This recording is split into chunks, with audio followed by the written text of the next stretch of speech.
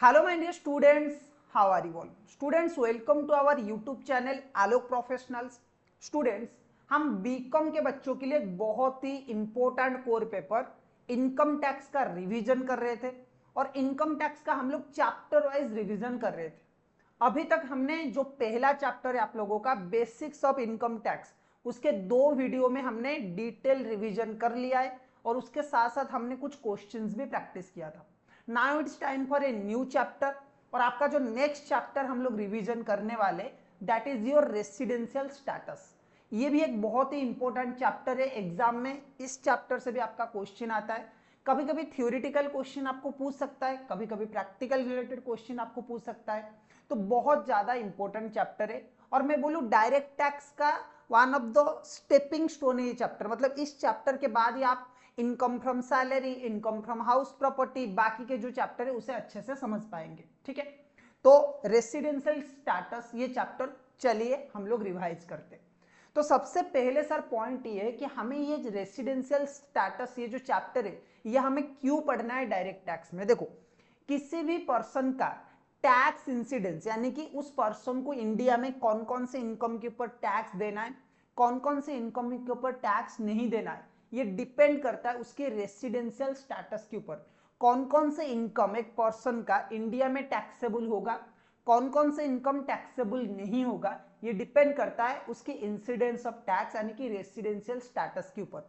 एक पर्सन का residential status जैसे होगा उस हिसाब से उसकी इनकम्स इंडिया में टैक्सेबल होंगी।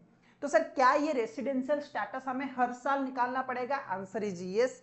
इसे आपको एवरी ईयर निकालना पड़ेगा, एवरी ईयर कैलकुलेट करना पड़ेगा एंड ये ईयर टू ईयर चेंज भी होता है। ठीक है, रेसिडेंशियल स्टेटस स्टूडेंट सिटीजनशिप से बहुत ज्यादा अलग है। सिटीजनशिप में क्या होता है कि आपको उस देश का नागरिक माना जाता है, आपके पास उस देश का एक आइडेंटिटी कार्ड होता है या फिर एक सेपरेट आइडेंटिटी नंबर होता है, आई कार्ड होता है। जैसे हमारे यहाँ पे आधार कार्ड है, अमेरिका में ग्रीन कार्ड है। और उसके साथ साथ उस अगर आप सिटीजन बन जाते हो तो आपको बहुत सारे बेनिफिट्स मिलता है। जैसे कि आप उस कंट्री में अगर वो डेमोक्रेटिक कंट्री है तो वहां पे आप वोट वगैरह कर सकते हो। उसके साथ साथ आप क्या कर सकते हो, जमीन वगैरह मतलब लैंड वगैरह परचेस कर सकते हो। अदर जो जनरल राइट्स है उस कंट्री का वो सब आप अवेल कर सकते हो। व्हेयरएज रेसिडेंशियल स्टेटस में क्या होता है कि आप अगर एक कंट्री में जाते हो, वहां पे स्टे करते हो, may be for job, may be for business purpose, may be for travelling purpose, तो आपको उस देश का रेसिडेंट माना जाएगा अगर आप एक पर्टिकुलर नंबर ऑफ पीरियड उस कंट्री में स्टे करते हो। रेसिडेंशिप में आपको कुछ नहीं करना पड़ता है, जो भी इनकम टैक्स होता है उस कंट्री का वो टैक्सेस वगैरह उस गवर्नमेंट को देना पड़ता है। ठीक है, चलो सर, बहुत सारे लोग हैं जो कि इंडिया के सिटीजन है लेकिन रेसिडेंट नहीं है, आप विजय मल्ल्या का एग्जांपल ले सकते हो। और कुछ लोग हैं जो कि दूसरे कंट्री के सिटीजन है लेकिन इंडिया में वो आके रहते हैं, इंडिया में जॉब वगैरह करते हैं, इंडिया की वो रेसिडेंट माने जाते हैं। आप आलिया भट्ट की एग्जांपल ले सकते हो। आलिया भट्ट एक ऐसे पर्सन है जो कि इंडिया का रेसिडेंट है बट सिटीजन नहीं है। सिमिलरली विजय मल्ल्या एक ऐसे पर्सन है जो कि इंडिया की सिटीजन तो है लेकिन रेसिडेंट नहीं है, वो हमेशा बाहर ही रहते हैं। ठीक है, चलो सर हम लोग कैसे रेसिडेंशियल स्टेटस कैलकुलेशन करेंगे? देखो, जो हमने डेफिनेशन कवर किया था पर्सन का, person includes individual, HUF, AOP, BOI, AJP. आपकी क्या था, मतलब इंडिविजुअल था, हिंदू अनडिवाइडेड फैमिली था, आपका association of persons, body of individuals, आपकी आर्टिफिशियल जुडिशियल पर्सन, आपकी company, LLP, firm, local authority, ये सब आपकी पर्सन में आते थे। तो इन सब लोगों का हमें रेसिडेंशियल स्टेटस निकालना पड़ेगा। लेकिन मैं आपको बोलूं कि आपके एग्जाम के लिए जो सबसे इंपॉर्टेंट होने वाला है that is how to calculate residential status of individual. Sir individual का रेसिडेंशियल स्टेटस कैसे निकाला जाता है, ये सबसे ज्यादा इंपॉर्टेंट होने वाला है आपकी एग्जाम पॉइंट ऑफ व्यू से। तो चलिए देखते हैं कैसे कैलकुलेट किया जाता है। इंडिविजुअल की रेसिडेंशियल स्टेटस 3 टाइप के हो सकते हैं। इंडिविजुअल के रेसिडेंशियल स्टेटस 3 टाइप के हो सकते हैं। नंबर 1, या तो कोई इंडिविजुअल रेसिडेंट हो सकता है, या तो कोई इंडिविजुअल नॉन रेसिडेंट हो सकता है, या तो उसे डीम्ड रेसिडेंट माना जाएगा। अभी आप थोड़ा सा डीम्ड रेसिडेंट को होल्ड कर लीजिए। सबसे पहले हम लोग चेक करते हैं सर कि इंडिविजुअल कब रेसिडेंट बनेगा, कब नॉन रेसिडेंट बनेगा। देखो, section 6 subsection 1 of the income tax act 1961, income tax act 1961 का एक सेक्शन है, सेक्शन 6 सबसेक्शन 1, जिसमें 2 बेसिक कंडीशंस मेंशन है। ओके, आपको बस इतना याद रखना है कि इनकम टैक्स एक्ट में दो कंडीशंस दिया गया है जिसे बोला जाता है बेसिक कंडीशंस। ओके, अगर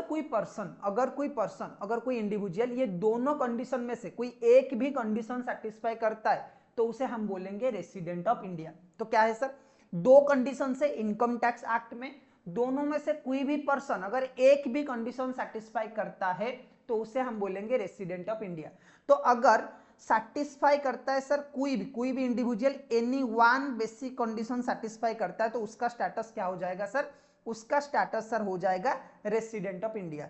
लेकिन सर अगर कोई पर्सन कोई भी कंडीशन सेटिस्फाई नहीं करता है, does not satisfy any basic condition, तो उस केस में क्या हो जाएगा आपका, वो हो जाएगा नॉन रेसिडेंट। ओके, सो अगर दोनों बेसिक कंडीशन, अगर दोनों में से कोई एक भी बेसिक कंडीशन सेटिस्फाई करता है तो वो बन जाएगा रेसिडेंट ऑफ इंडिया।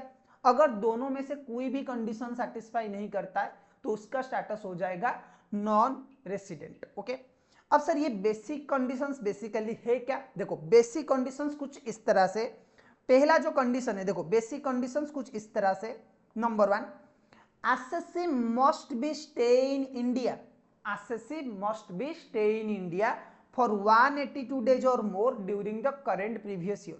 सर हमने अभी अभी सीखा था पहले चैप्टर में कि हमारा जो प्रीवियस ईयर है वो कौन सा होने वाला है, आंसर इज 2025 2026। तो अगर कोई पर्सन 2025 2026 प्रीवियस ईयर में 182 डेज इंडिया में स्टे करता है तो बाय डिफॉल्ट वो इंडिया का रेसिडेंट बन जाएगा। लेकिन अगर सर कोई पर्सन ये कंडीशन सेटिस्फाई नहीं करता है, मान लीजिए कि कोई पर्सन 180 डेज इंडिया में स्टे कर रहा है या फिर 181 डेज इंडिया में स्टे कर रहा है, तो सर उसका रेसिडेंशियल स्टेटस हम कैसे निकालेंगे। सबसे पहला condition, assessee must be stay in India for 182 days और more during the current previous year. आपकी जो करेंट प्रीवियस ईयर है उसमें अगर एसएससी 182 डेज स्टे करता है तो उसका स्टेटस बन जाएगा रेसिडेंट।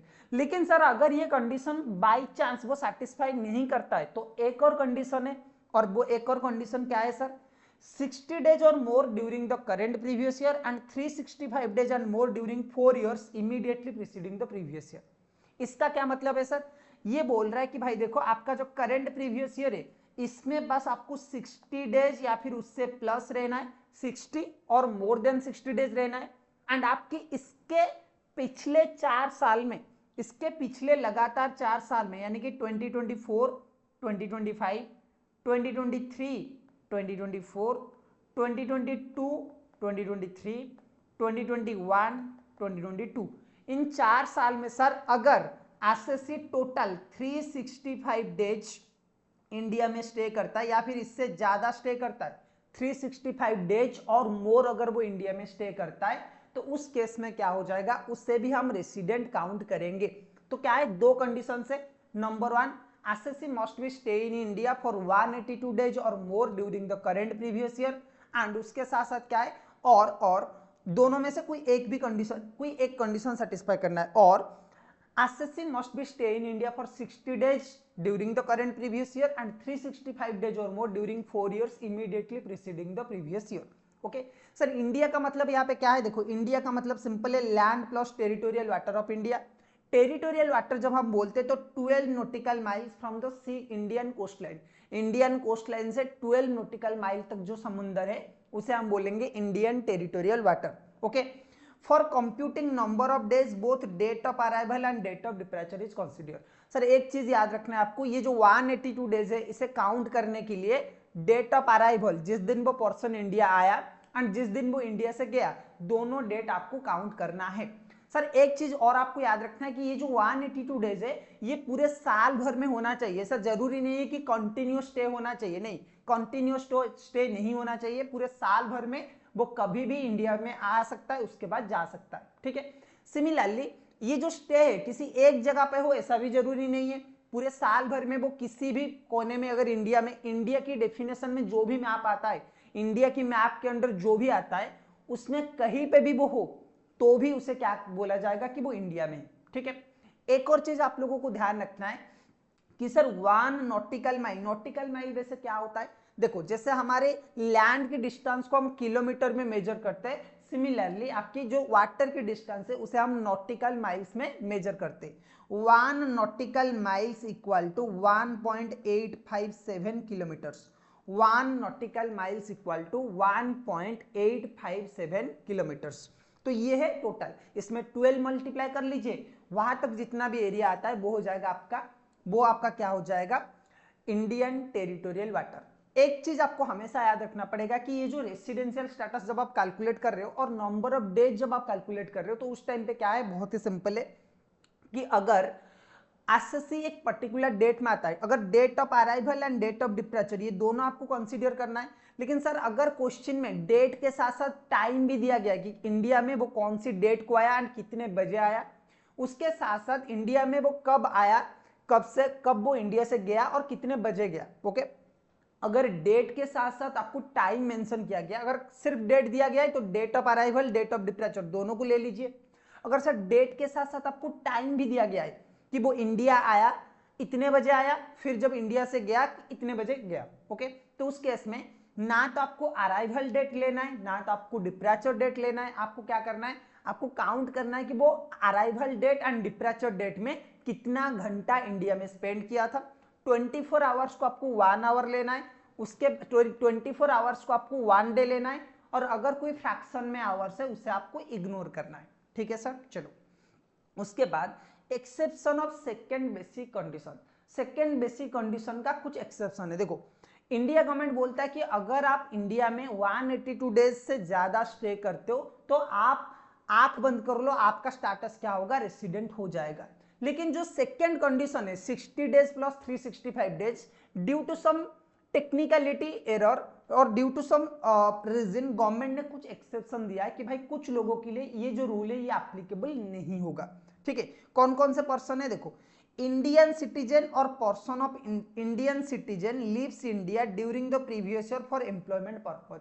इसका क्या मतलब है सर, कि अगर कोई इंडियन सिटीजन है वो एम्प्लॉयमेंट पर्पज के लिए, अगर कोई इंडियन सिटीजन है और वो एम्प्लॉयमेंट पर्पज के लिए इंडिया छोड़ के बाहर जाता है, अगर कोई इंडियन सिटीजन है और वो एम्प्लॉयमेंट पर्पज के लिए इंडिया छोड़ के इंडिया के बाहर जाता है, तो उस केस में आपका क्या हो जाएगा, उसके लिए 182 डेज वाला सिर्फ एप्लीकेबल होगा, 60 डेज प्लस 365 डेज वाला कंडीशन एप्लीकेबल नहीं होगा।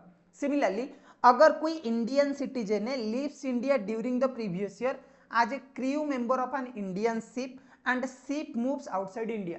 अगर कोई इंडियन सिटीजन है और वो एक फॉरेन बाउंड इंडियन शिप में, अगर कोई इंडियन सिटीजन है और वो फॉरेन बाउंड इंडियन शिप में एज ए क्रू मेंबर काम करता है और वो शिप इंडिया छोड़ के बाहर जा रहा है, तो इस टाइप के पर्सन के लिए भी आपका क्या होगा, इस टाइप के पर्सन के लिए भी आपका जो 60 डेज एंड 365 डेज वाला कॉन्सेप्ट है वो एप्लीकेबल नहीं होगा। जब इस टाइप के पर्सन जो क्रू मेंबर होते हैं ना, जो काम करते हैं इंडियन शिप में, जब इनके नंबर ऑफ डेज इंडिया में आप काउंट करोगे तो आप कैसे काउंट करोगे, देखो एक इनके पास डॉक्यूमेंट होता है जिसका नाम होता है CDC, कॉन्टिन्यूअस डिस्चार्ज सर्टिफिकेट। ये सिमिलर टू पासपोर्ट टाइप का ही होता है, कॉन्टिन्यूअस डिस्चार्ज सर्टिफिकेट। अब ये कॉन्टिन्यूअस डिस्चार्ज सर्टिफिकेट में जो एंट्री डेट है, जिस दिन ज्वाइनिंग शिप ज्वाइनिंग का एंट्री डेट है एंड जिस दिन इसने शिप साइन किया exit date, joining date and signing date, continuous discharge certificate में जो आपका ज्वाइनिंग डेट है एंड जो साइनिंग डेट है, ज्वाइनिंग डेट से लेकर साइनिंग डेट तक हम काउंट करेंगे कि ये जो पर्सन है ये इंडिया में नहीं था, इसे छोड़ के बाकी जो रिमेंडिंग डेज बचेगा ये इंडिया में रहेगा। अगर वो डेट 182 डेज से ज्यादा होता है तो ये रेसिडेंट है, अदरवाइज ये नॉन रेसिडेंट है। सही है सर। चलो उसके बाद हमारा आता है इंडियन सिटीजन और person of Indian origin comes to India for visiting purpose. देखो अगर कोई इंडियन सिटीजन है या फिर पर्सन ऑफ इंडियन ओरिजिन है, अगर कोई इंडियन सिटीजन है और पर्सन ऑफ इंडियन ओरिजिन है और वो इंडिया आता है विजिटिंग पर्पस के लिए, तो उसके लिए भी सेकेंड बेसिक कंडीशन जो है 60 डेज एंड 365 डेज वाला कंडीशन वो एप्लीकेबल नहीं होगा। अगर होगा थोड़ा सा मॉडिफाई करके एप्लीकेबल होगा। तो कैसे एप्लीकेबल होगा, देखो यहाँ पे इंडियन सिटीजन और पर्सन ऑफ इंडियन ओरिजिन, पहले सर आपको समझना पड़ेगा कि पर्सन ऑफ इंडियन ओरिजिन कौन है। देखो पर्सन ऑफ इंडियन ओरिजिन मतलब a foreign citizen, person of Indian origin का मतलब क्या है, a foreign citizen deemed to be person of Indian origin if at any time he hold an Indian passport. अगर कोई ऐसा पर्सन है, अगर कोई फॉरेन का सिटीजन है जिसके पास पहले कभी इंडिया का पासपोर्ट था, यानी कि पहले वो इंडिया का सिटीजन था लेकिन अब वो सिटीजनशिप चेंज कर चुका है, तो उसे हम मानेंगे पर्सन ऑफ इंडियन ओरिजिन। इसका बेस्ट एग्जांपल है सुंदर पिचाई। सुंदर पिचाई जब इंडिया छोड़ के गया था गूगल में जॉब करने के लिए, तो जब MIT में पढ़ने के लिए वो गया था, तो उस टाइम पे उसके पास इंडिया का पासपोर्ट था, वो इंडिया की पासपोर्ट को लेकर ही MIT गया था, ठीक है। लेकिन वहां पे जाके वो गूगल का CEO बना, उसके बाद वो US का सिटीजनशिप ले लिया, इसीलिए वो अभी फॉरेन सिटीजन है। लेकिन जो भी वो जब वो इंडिया विजिट करने के लिए आएगा उसे हम ट्रीट करेंगे as person of Indian origin. और जिसके पेरेंट्स और ही और आइदर हिज पेरेंट्स और grandparents were born in undivided India. अगर इसके पेरेंट्स, अगर एसएससी के पेरेंट्स और grandparents both paternal and maternal, मतलब दादा दादी हो सकते हैं, नाना नानी, इनमें से कोई भी इंडिया में अगर पैदा हुआ था अनडिवाइडेड इंडिया में, तो उस केस में उससे भी हम लोग क्या करेंगे, person of Indian origin treat करेंगे। यूके का जो फॉर्मर प्राइम मिनिस्टर था ऋषि सुनक, उससे हम लोग क्या ट्रीट करेंगे, person of Indian origin treat करेंगे, ठीक है सर। चलो, इसमें एक चीज आप लोगों को ध्यान रखना पड़ेगा कि सर ये जो फॉरेन सिटीजन, सर आपने बोला कि कोई भी पर्सन, कोई किसी के पेरेंट्स, किसी के ग्रैंड पेरेंट्स अगर अनडिवाइडेड इंडिया में पैदा हुए थे, उसे हम मानेंगे पर्सन ऑफ इंडियन ओरिजिन। तो ऐसा अगर हुआ तो सर ये जो बांग्लादेश वाले हैं, ये जो पाकिस्तान वाले हैं, नेपाल वाले, ये तो सब हमसे ही पैदा हुए, ठीक है, ये तो सारे के सारे अनडिवाइडेड इंडिया में आते थे। तो क्या सर इन सारे, इनके जितने भी सिटीजन है वो पर्सन ऑफ इंडियन ओरिजिन बन जाएंगे? Answer is no. Government of India ने क्लियरली बोला है कि भाई कुछ देश के लोगों की जो सिटीजन है उन्हें पर्सन ऑफ इंडियन ओरिजिन में काउंट नहीं किया जाएगा। गवर्नमेंट ऑफ इंडिया ने स्ट्रिक्टली बोला है, मतलब एक नोटिफिकेशन में बोला है कि भाई कुछ जो पर्सन ऑफ इंडियन ओरिजिन है इनमें इन सारे कंट्रीज के कोई भी सिटीजन नहीं आएंगे। कौन कौन से सिटीजन सर?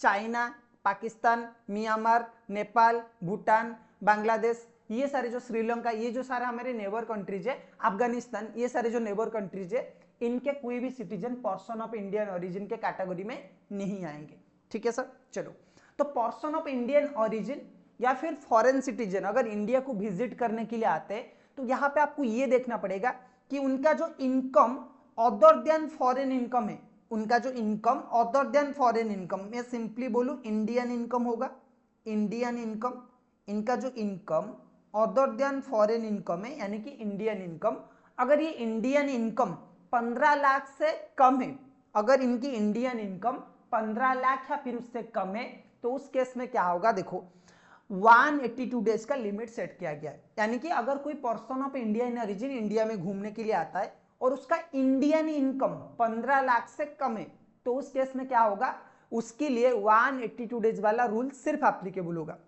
यानी कि अगर वो 182 डेज से ज्यादा इंडिया में स्टे करता है तो वो रेसिडेंट है, अदरवाइज वो क्या होगा, 182 डेज से कम स्टे करता है तो वो नॉन रेसिडेंट है, ठीक है सब। अब हम लोग बात करते हैं, अगर उसका income other than foreign income 15 lakh से ज्यादा है, अगर उसकी income other than foreign income 15 lakh से ज्यादा है, तो उस केस में क्या होगा, देखो इस केस में दो कंडीशन है। पहला कंडीशन सर 182 डेज सबके लिए एप्लीकेबल होता है, अगर वो 182 डेज स्टे करता है तो वो रेसिडेंट है।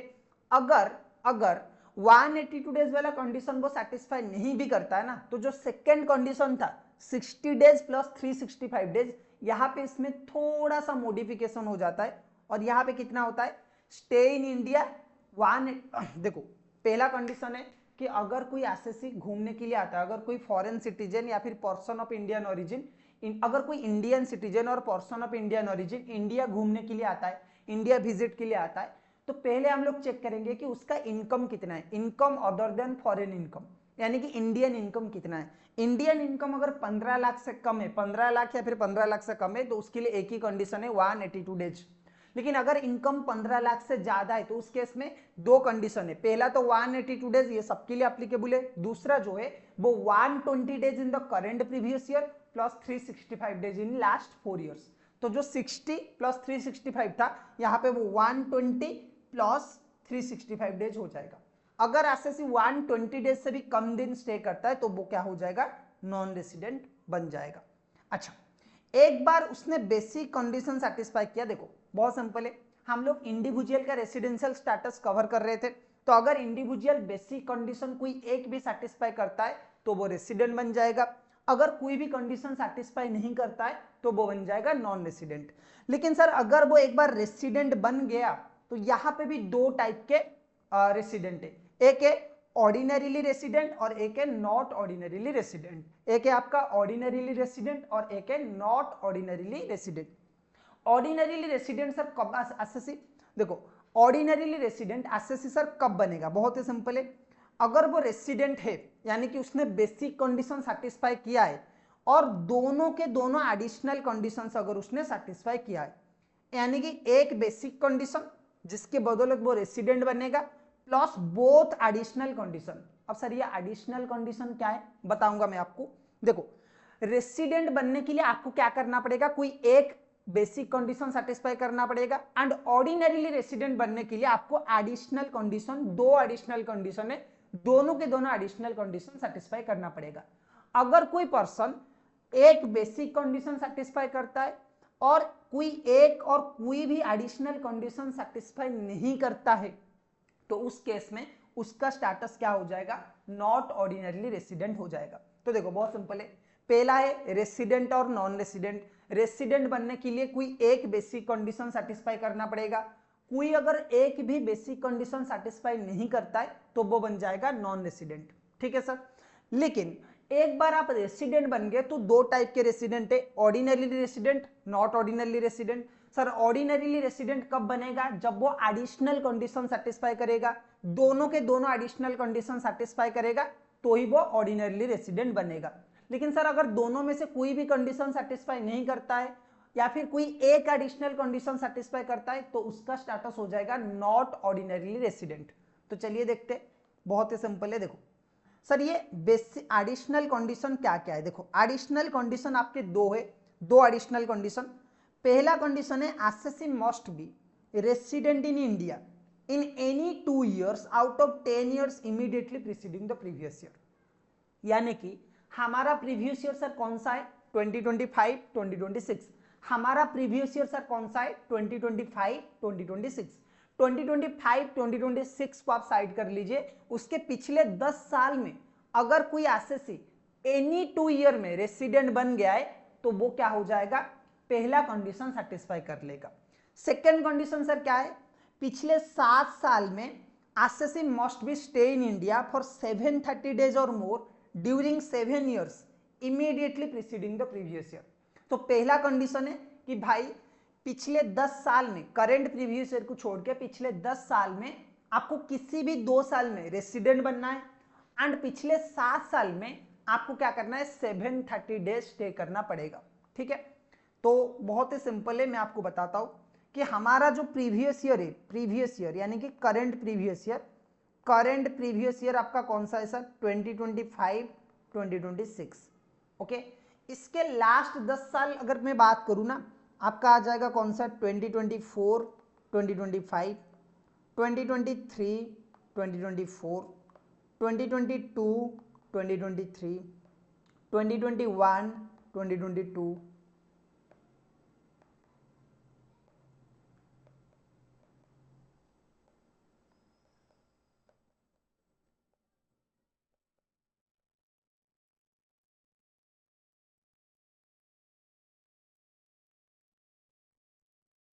क्या सर हमारा 10 हो गया क्या, 3 3 6 9 10, यस हो गया 10। चलो देखो 10 हो गया, तो क्या बोल रहा है, पहले में बोल रहा है कि भाई एनी 2 year, एनी 10 साल में, एनी 2 year में, एनी 2 year में रेसिडेंट होना चाहिए, resident in any 2 year, resident in any 2 year, any 2 year, resident in any 2 year। और यहां पे क्या हो जाएगा सर, यहां पे आपका हो जाएगा किसी भी 7 साल में 730 days in last 7 year, last 7 साल में 730 days इंडिया में स्टे करना चाहिए। सर अगर ये दोनों कंडीशन कोई सेटिस्फाई करता है तो वो क्या बन जाएगा, आपका ऑर्डिनरीली रेसिडेंट बन जाएगा। अगर दोनों में से कोई एक भी सेटिस्फाई करता है या फिर कोई भी सेटिस्फाई नहीं करता है तो वो बन जाएगा नॉट ऑर्डिनरीली रेसिडेंट। ठीक है सर, चलो अब हम लोग बात करते हैं सर सेक्शन 6 सबसेक्शन 1 यानी कि डीम्ड रेसिडेंट का। अब ये 2 मार्क का क्वेश्चन आपकी एग्जाम में आ सकता है, बहुत ज्यादा इंपॉर्टेंट है, ये आपकी एग्जाम में आ सकता है, बहुत ज्यादा इंपॉर्टेंट है। Deemed resident section 6 subsection 1। Sir ये डीम्ड रेसिडेंट का कॉन्सेप्ट क्या है? देखो, अगर कोई पर्सन इंडिया का नॉर्मल रेसिडेंट नहीं है तो उसके लिए एक कॉन्सेप्ट है डीम्ड रेसिडेंट वाला, जो कि है सेक्शन 6 सबसेक्शन 1A में। देखो डीम्ड रेसिडेंट कब बना जाएगा? An individual shall be treated as an individual is treated as deemed resident. An individual is treated as deemed resident if he satisfy all the 4 conditions. ये 4 condition अगर कोई person satisfy करता है, ये 4 condition अगर कोई पर्सन सेटिस्फाई करता है तो उसे हम बोलेंगे deemed resident of India. Number 1, he is a Indian citizen, ठीक है sir. He is total income other than foreign income exceeds 15 lakh. Sir ये जो टोटल इनकम है उसका अदर देन फॉरेन इनकम, यानी कि मैं सिंपली बोलूं Indian income, Indian income. Sir इसकी इंडियन इनकम 15 लाख से ज्यादा होना चाहिए। उसके बाद ही is not liable to pay tax in any other country और territory by the reason of his domicile और रेसिडेंट और any other reason.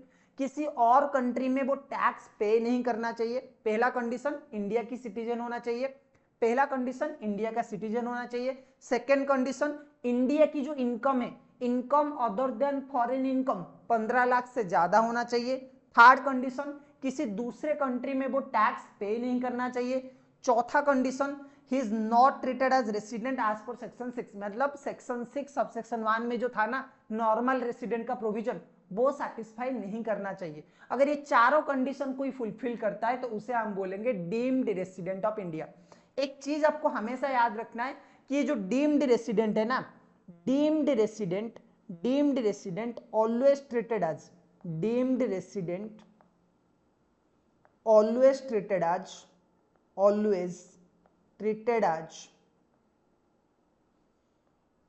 Not ordinary, not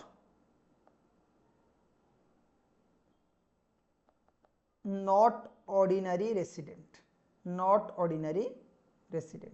तो सर ये जो डीम्ड रेसिडेंट है वो हमेशा नॉट ऑर्डिनरी रेसिडेंट ट्रीट किया जाएगा। ओके, डीम्ड रेसिडेंट जो है वो हमेशा नॉट ऑर्डिनरी रेसिडेंट ट्रीट किया जाएगा, कभी भी ये ऑर्डिनरीली रेसिडेंट नहीं बन सकता। ठीक है सर, चलो डन।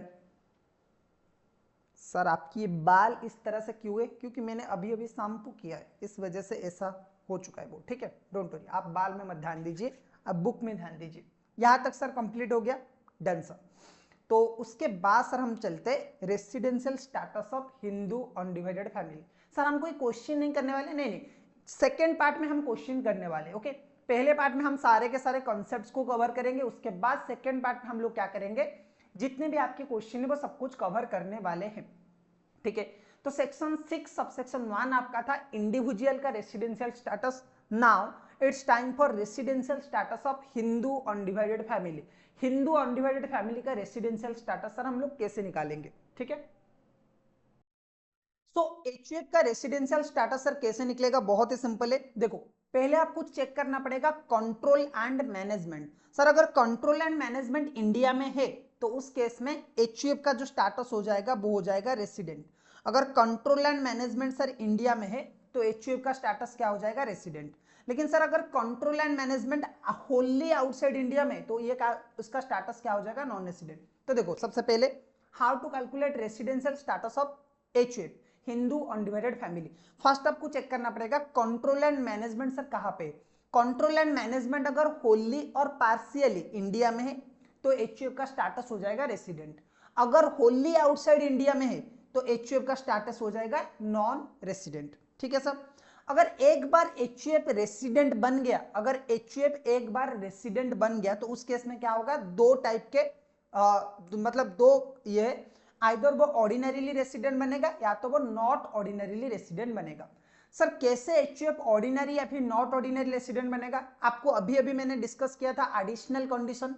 देखो अगर कर्ता ऑफ एचयूएफ, जो एचयूएफ का हेड होता है ना कर्ता ऑफ एचयूएफ, अगर एडिशनल कंडीशन दोनों के दोनों एडिशनल कंडीशन जो इंडिविजुअल का था वो सेटिस्फाई करता है तो एचयूएफ बन जाएगा ऑर्डिनरीली रेसिडेंट। अदरवाइज HUF बन जाएगा नॉट ऑर्डिनरीली रेसिडेंट। दोबारा करते हैं, चलो देखो बहुत सिंपल है कि सर HUF का जब हम रेसिडेंशियल स्टेटस निकालने वाले तो पहले आपको चेक करना पड़ेगा कंट्रोल एंड मैनेजमेंट। अगर कंट्रोल एंड मैनेजमेंट इंडिया में है तो HUF क्या है सर, रेसिडेंट है।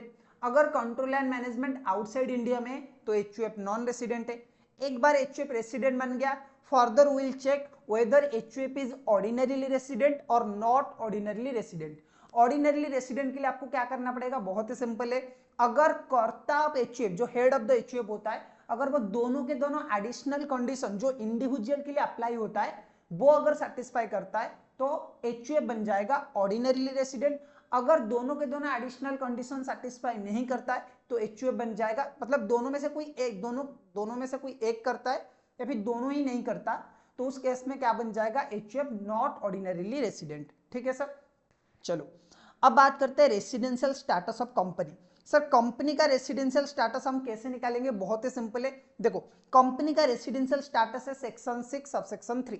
यहाँ पे अगर कोई इंडियन कंपनी है, अगर कोई इंडियन कंपनी है तो उसका स्टेटस आप आंख बंद कर लो वो रेसिडेंट है। अगर कोई इंडियन कंपनी है like Tata, Reliance, Wipro, these are the Indian company, इनका जो रेसिडेंशियल स्टेटस होगा वो होगा रेसिडेंट। ओके, तो आंख बंद कर लो, ये रेसिडेंट है।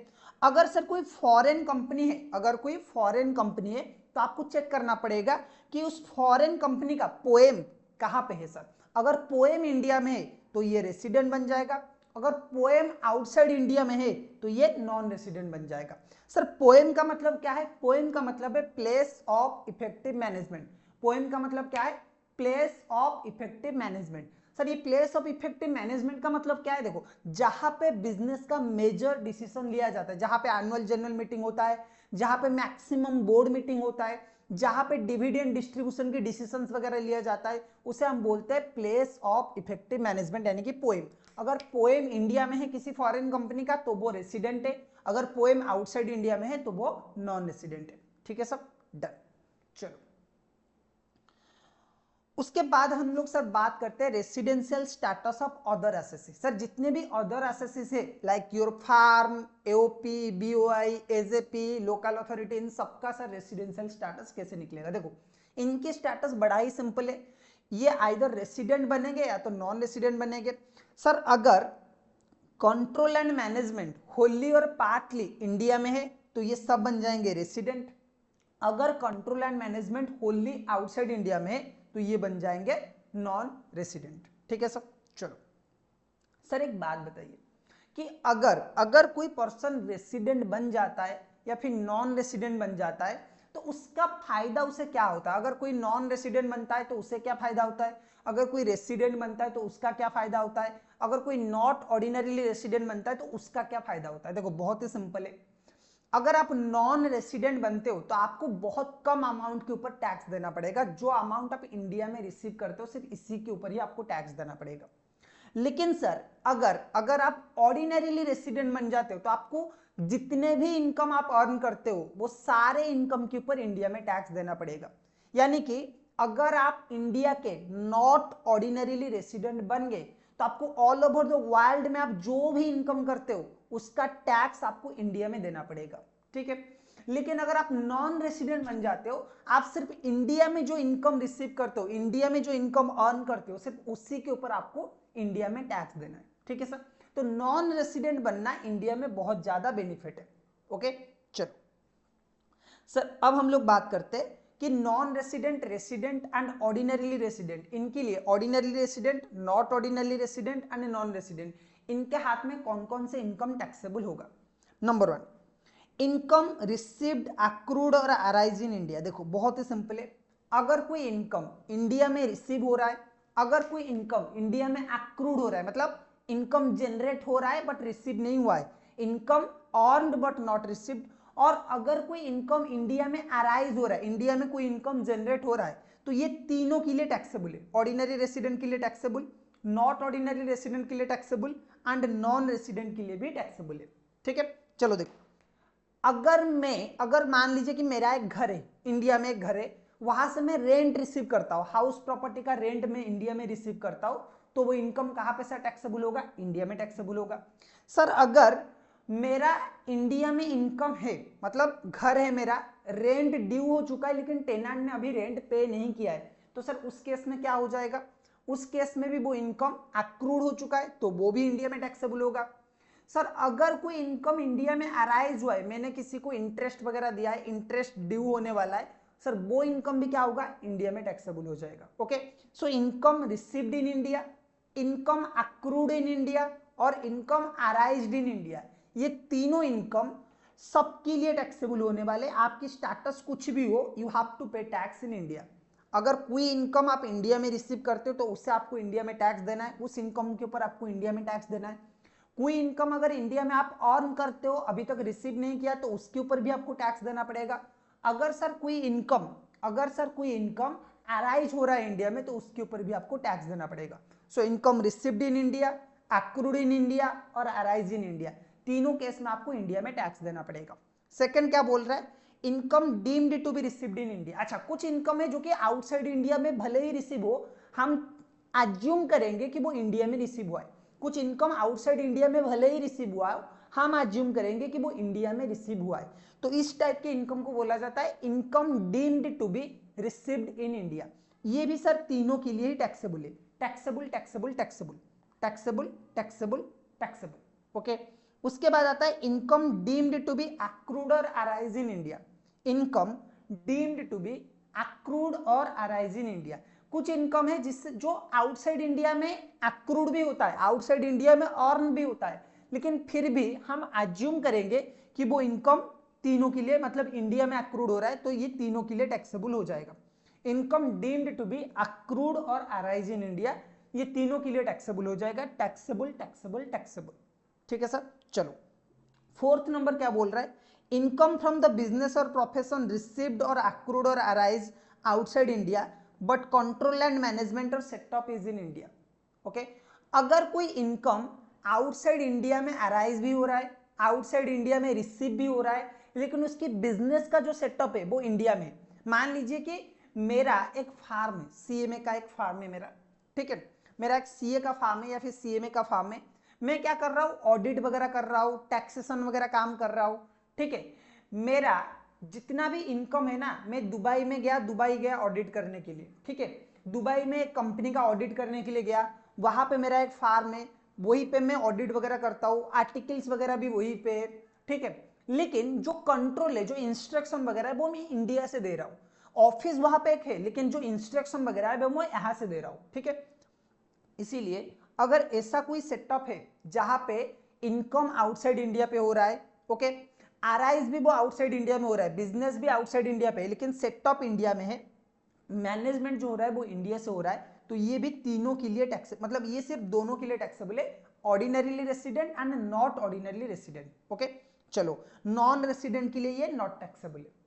सर अगर कोई ऐसा इनकम है जो कि पूरी तरह से आउटसाइड इंडिया में है, मतलब कंट्रोल भी आउटसाइड इंडिया से हो रहा है, रिसिप्ट भी आउटसाइड इंडिया में हो रहा है, ओके, और उसका जो अक्रूड भी है वो भी अक्रूड भी आउटसाइड इंडिया में हो रहा है, रिसिप्ट भी आउटसाइड इंडिया में हो रहा है, बिजनेस भी आउटसाइड इंडिया में है, कंट्रोल भी वो आउटसाइड इंडिया से हो रहा है, तो इस केस में ये दोनों के लिए टैक्सेबल नहीं होगा। किसके लिए टैक्सेबल नहीं होगा, एनओआर के लिए नॉट टैक्सेबल, एनआर के लिए नॉट टैक्सेबल, ये सिर्फ और सिर्फ किसके लिए टैक्सेबल होगा, ओआर के लिए टैक्सेबल होगा। मैंने आपको बोला था कि ओआर के लिए सारा का सारा इनकम टैक्सेबल हो जाएगा, ठीक है सर। चलो उसके बाद सर नेक्स्ट इनकम पे चलते, income accrued and received outside India in the previous year, it make no difference if the same is later remitted to India. अच्छा, अगर आप फॉरेन गए हो, फॉरेन पे आपने कुछ इनकम किया, आप फॉरेन गए हो, फॉरेन में आपने कुछ इनकम किया, अब वो इनकम आप इंडिया भेजना चाहते हो, ठीक है, रेमिटेंस कर रहे हो आप इंडिया को, मान लीजिए कि मैं दुबई गया, दुबई में मैंने कुछ इनकम किया, मेरी यहाँ पे फैमिली है, मैं यहाँ पे दुबई से इन लोगों के लिए पैसा भेज रहा हूँ, ठीक है, या फिर मेरा कोई दुबई का क्लाइंट था, मैंने उसे सर्विस प्रोवाइड किया, उसने मुझे पैसा दिया, मेरे दुबई वाले बैंक अकाउंट को दिया, अब मैं दुबई वाले बैंक अकाउंट से इंडिया के अकाउंट को वो पैसा लाना चाहता हूँ, रेमिटेंस करना चाहता हूँ, तो गवर्नमेंट बोल रहा है कि ये ओआर के लिए तो नॉट टैक्स, मतलब एनओआर के लिए नॉट टैक्सेबल है, एनआर के लिए भी नॉट टैक्सेबल है, नॉन रेसिडेंट के लिए नॉट टैक्सेबल है, नॉट ऑर्डिनरी रेसिडेंट के लिए भी ये टैक्सेबल नहीं होगा, ये सिर्फ और सिर्फ ओआर के लिए टैक्सेबल होगा, यानी कि ऑर्डिनरी रेसिडेंट के लिए टैक्सेबल हो जाएगा।